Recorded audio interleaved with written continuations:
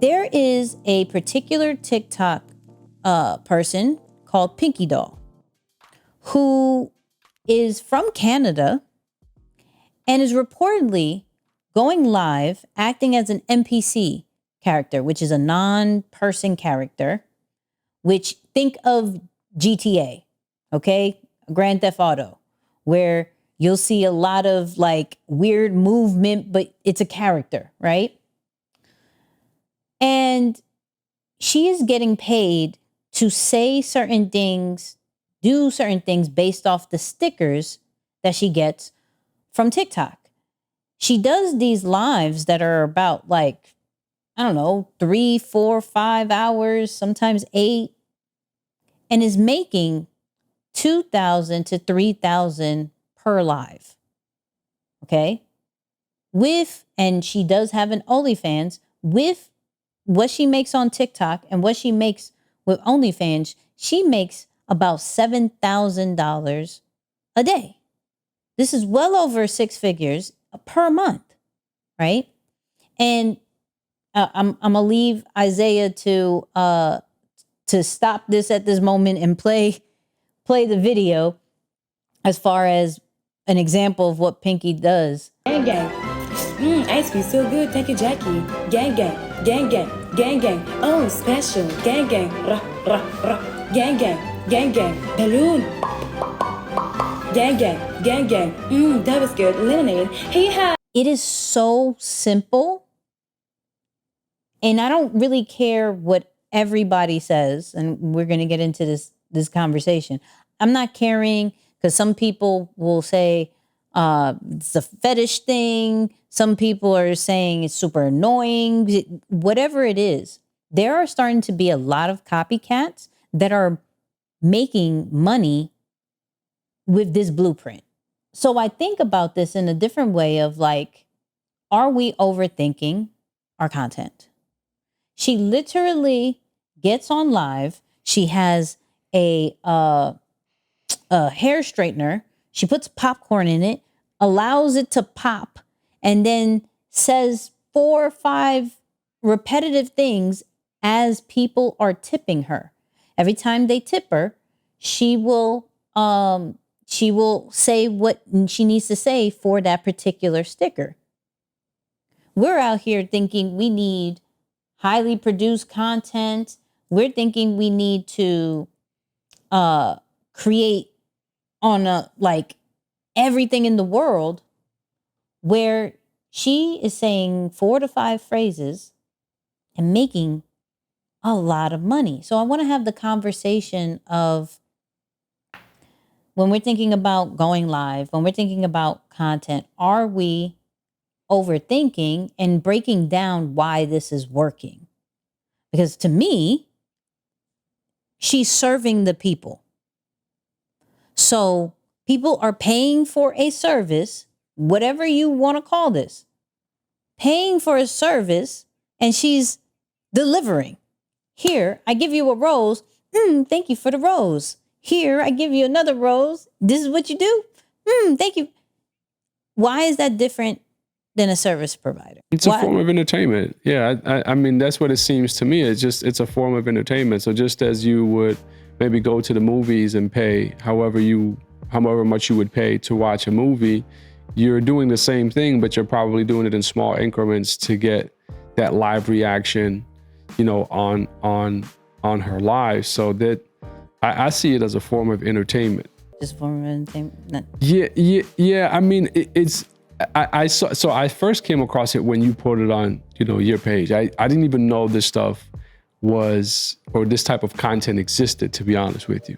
And so I'm watching and I'm saying, wow, the fact that she can do it, I don't even know what to say about it. Honestly, I'm almost like borderline speechless, because I want to make sure I don't say the wrong thing about it. I don't have a strong opinion, on what she's doing. I respect how people, make their money, especially in the online space when it comes to their content and their creative expression, because I do see that as an outlet for creative expression. I sent you something today about a YouTuber who does anime and his content. I mean, I may not necessarily understand it, but the space for people who are in anime is out of this world. I mean, it's bananas. I look at, you know, events like Comic-Con and the amount of people that come out to New York and how deeply they connect or have a connection with the different characters of some of the shows or what's happening. So I guess what I'm trying to say is that I don't see much of a difference between that style of programming and what she's doing on TikTok. She's just presenting, think of it as an anime in a reactive form live on TikTok. So you might see it differently. And of course, I understand her background and what she's done. I'm going to say professionally, whatever is, you know, is probably what's creating some backlash to it. But I like the point that you're driving home, though, ultimately is whether you have an opinion about this person or not, to take lessons from what she's doing and simplifying it so that you can do the same with your content. Right? It's like if people are going to find interest in something like that and you feel you have something more valuable, but it doesn't exist, that's the problem. That you probably do have something more valuable to share or say than just say thank you and maybe make sound effects on live. But if it does not exist and people can't find it, like you said, without content, you don't have a brain, and that's where it stands right now. So I'm curious your take on it, you know, but I think the piece that hits home for me for sure is the overthinking of the content. I can't watch it too long. I get it. Like really? Does this work? Does this really, like, that's how this really works? But it's more, you know, like Moo says, it's entertaining. Like the fact that I can throw something at you and you will do it, that's kind of entertaining to some people, right? Bark like a dog. How long are you going to do this? Can you do this with 17 of these that I send you? How accurate can you be? Right? So you're looking at it as a video game. Now she thought about it as, well, you know what? If I'm going to be a video game, might as well get paid from it. She was just trying to find a way to get paid using TikTok, right? Bump her background, right? Let's look at it from surface level. There is a feature on Live that allows people to give stickers that will translate into money. How do I get stickers?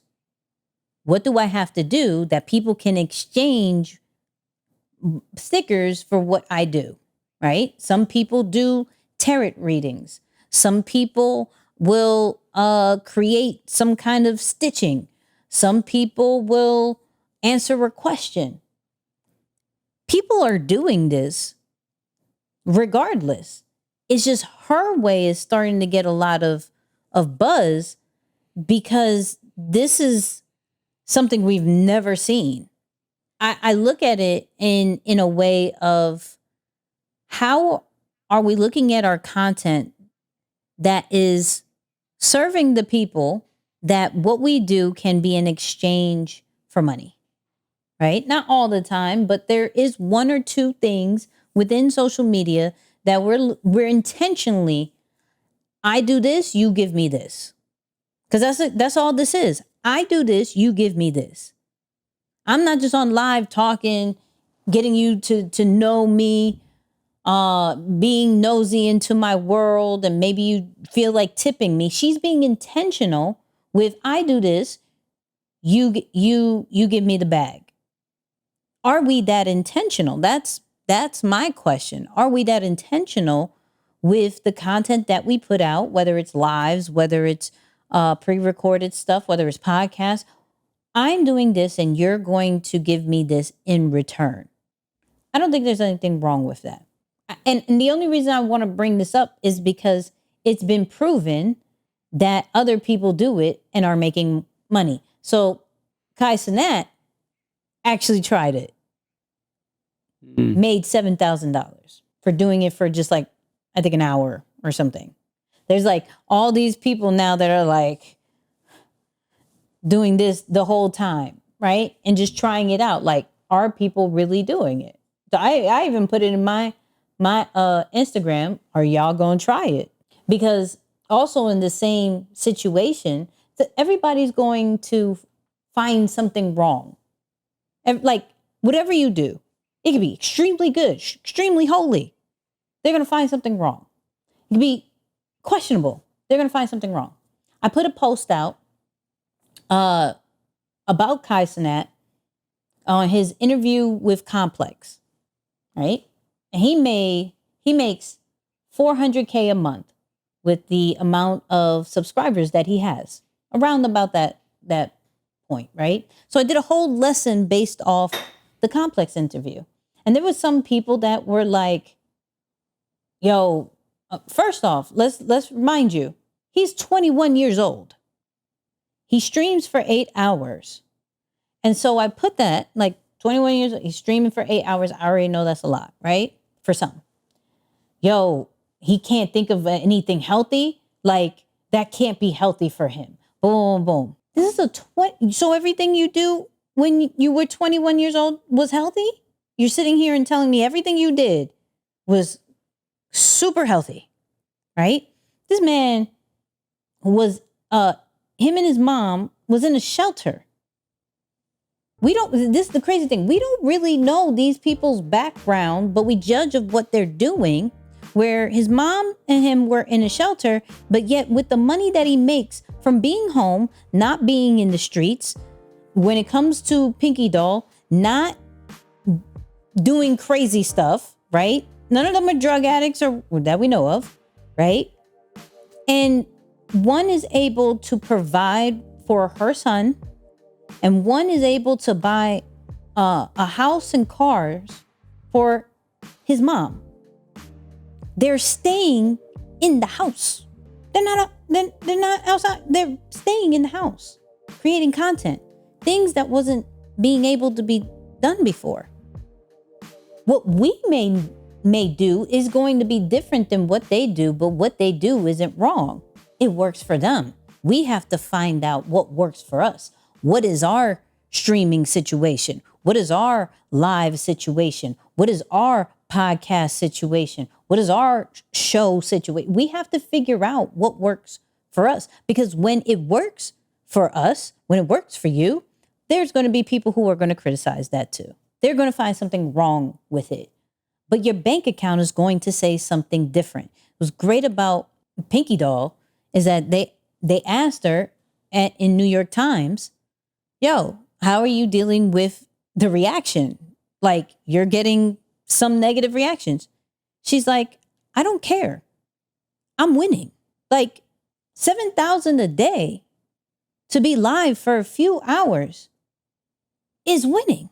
We have to stop paying attention to maybe what we deem is dumb or what we won't do, and figure out the very simplest things with our content to be able to make money. That's it. It can all be so simple. That's it. So yeah. Yeah, Moose, you got anything else to say to that one? No, nothing to add to this part, man. I mean, I like the big takeaways, just the overarching themes. And, you know, again, for those of you listening or watching this, don't always get caught up in the name and the need, the natural human need to feel that you have to pass judgment. Well, what do I think of that? Mm-hmm. You know, there are things that for me, sometimes we cover on the show and I don't have an opinion on. I don't really care about it, but I am thinking about, what can I learn from it? What lesson can I extract from that? Oh, wow. This person found something that by a lot of society standards is not normal, quote unquote normal. But guess what? She took ownership of it and is winning with it. What can I learn from that? And so you as the listener, you as the viewer, you need to be asking yourself the same question. Man, what can I learn from that? How can I step in, take a step deeper into my style, my authenticity, or just who I am? How can I own that a little bit more in my content so that my brand can show up with more authority, so that people can see me and see, okay, this person really is living what they're saying. They're not saying one thing and living another way. So those are just some of the things that come to mind. And I think definitely don't get caught up in the need to pass judgment. and miss out on the lesson. There you go. You got your final words early, so you ain't even got to ask me for it later. Listen, find your thing, okay? Just find your thing. That's all it is. She found her thing. Kaisenat found his thing. We're going to find our thing, right? Everybody got to find their thing. So, yeah.